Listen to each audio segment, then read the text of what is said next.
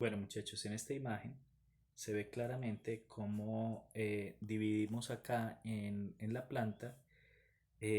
Si ustedes observan, esto es la planta de una edificación, no es la de esta edificación, no es la de esa, simplemente está ahí para ejemplificar, eh, digamos, la una es una fotografía de referencia para ejemplificar lo que trato de explicar. Entonces, cuando tenemos la planimetría de un edificio, ustedes ven que aquí hay columna, aquí hay columna, aquí hay columna, aquí hay columna.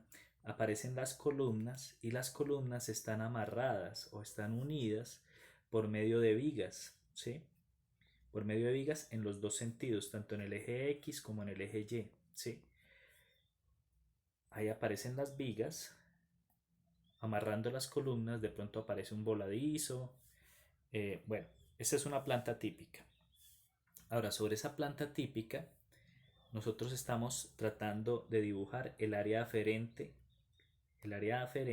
que tiene una placa. Entonces, la placa que está sobre las columnas le va a aportar a esas columnas un peso y a esas vigas un peso característico. Generalmente, cuando la sección de placa es pequeña, se hace con triángulos o si no, empiezan a aparecer así trapecios.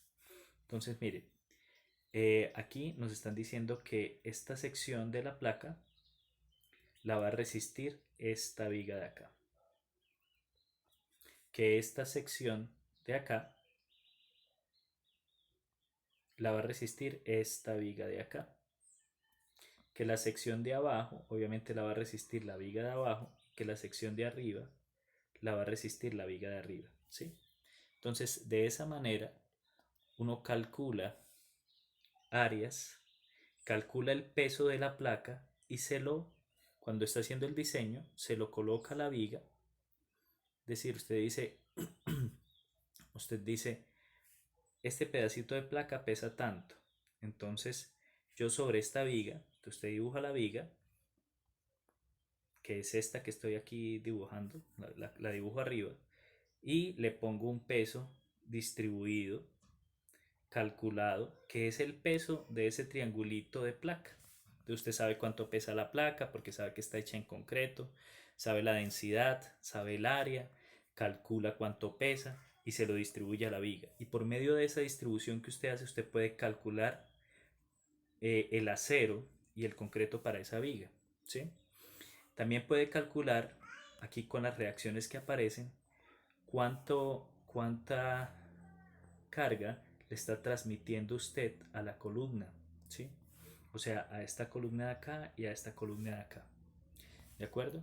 Entonces miren que en una placa real, pues obviamente eso no se ve, son análisis con líneas imaginarias que uno haría, pero en una placa real, obviamente aquí nos está mostrando el dibujo, que esta parte que estoy subrayando viene a cargar esta viga de acá. Esta parte que estoy subrayando acá viene a cargar esta viga de acá, ¿sí? Y así sucesivamente, o sea, lo mismo que se hace en el plano es lo que está sucediendo en el edificio real, ¿sí? ¿Uno puede ver las cargas? No, no las puede ver. Las cargas son imaginarias, o sea, usted sabe que una cosa pesa, pero usted no puede ver el peso de una cosa, ¿sí? Usted se imagina que cuando una cosa es muy voluminosa pesa mucho. Eso puede ser engañoso porque depende de la densidad del objeto, pero usted no puede ver las cargas. Lo que usted sí puede inferir es la trayectoria de cargas dentro de un edificio o dentro de una estructura. Eso sí lo puede inferir. Usted dice, ah, bueno, listo, yo tengo esta placa, entonces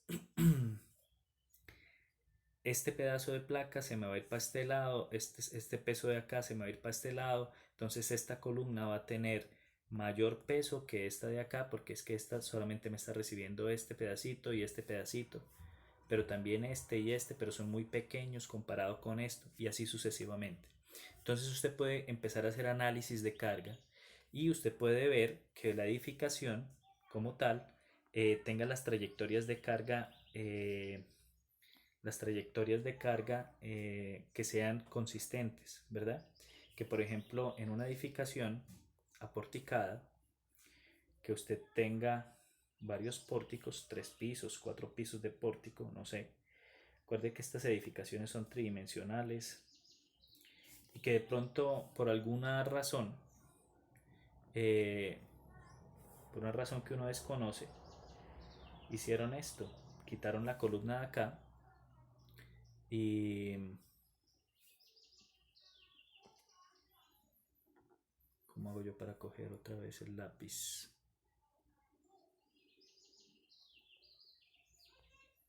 Acá. No, no sé qué hice. Qué pena, muchachos.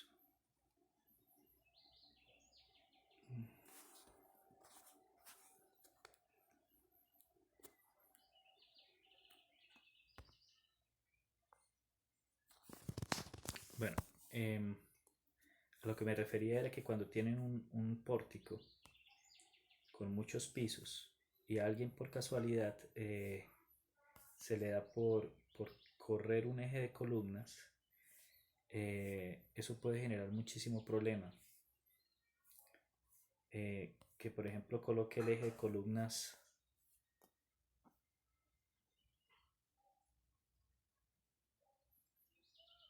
No, definitivamente no puedo volver a coger el lápiz.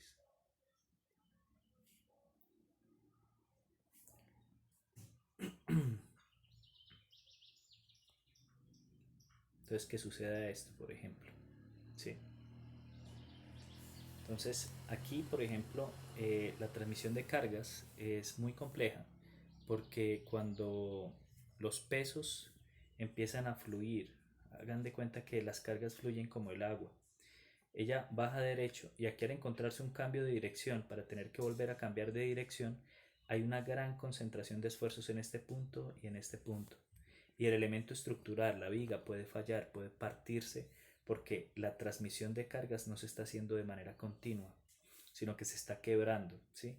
Eso se puede hacer, pero los elementos deben ser muy, muy rígidos para que eso se pueda hacer. O las cargas deben ser muy bajas, ¿sí? Eh, en eso es que consiste el análisis de cargas. Miremos acá, cuando aparecen cargas en la estructura, que son estas flechitas que nosotros vemos acá, ahí aparece un concepto interesante y es que estas flechitas que nosotros tenemos acá, que son unas fuerzas, estando aplicadas sobre una superficie, ya se convierten en una cosa completamente diferente. Se convierten en lo que se conoce como esfuerzos y se designa por la letra sigma del alfabeto griego. Un ejemplo, digamos, muy gráfico para entender qué es un esfuerzo es pensar en una niña, una mujer, que ha sido invitada a una fiesta. ¿Sí? La mujer ha sido invitada a una fiesta y ella se arregla. Es que las mujeres se ponen muy bonitas cuando van a salir. Entonces se arregla y se coloca unos zapatos muy elegantes que tienen tacones, ¿sí? Tacones muy altos. Resulta que ha llovido y ella tiene que caminar por un sendero fangoso. ¿Y qué va a suceder cuando trate de caminar con los tacones? Sí, efectivamente, el tacón se va a hundir en el terreno, va a quedar clavado en el terreno y la niña va a quedar atascada. Su pie va a quedar atascado en el terreno porque el tacón entra en el fango, ¿verdad? ¿Por qué? ¿Por qué entra el tacón en el fango?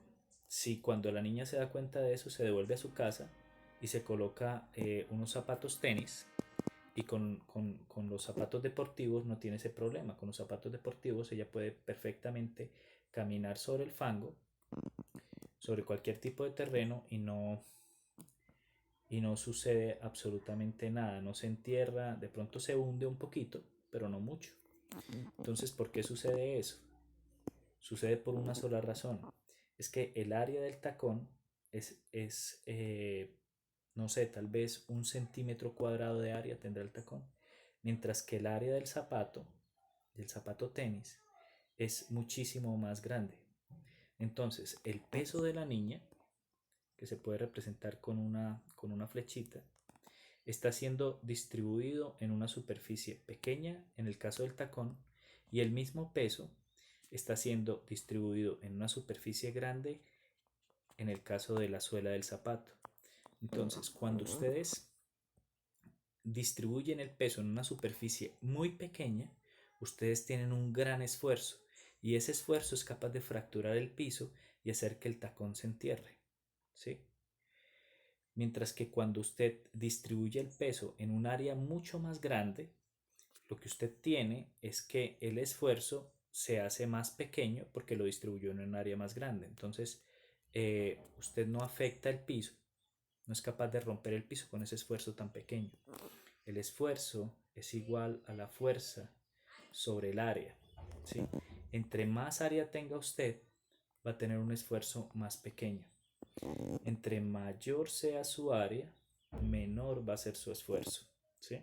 Entonces, un área pequeña, muy pequeña, o sea, un área pequeña le da un esfuerzo muy grande, ¿sí? Entonces el tacón te da un área pequeña, pero te da un esfuerzo muy grande y es capaz de romper el piso. Eso es lo que pasa aquí con la estructura. Cuando nosotros tenemos la estructura, nosotros, si no le colocamos la zapata y la dejamos solo sobre la columna, estamos dejando la estructura en tacones. ¿Y qué va a pasar? Nos va a fracturar el piso y va a pasar derecho, se va a hundir.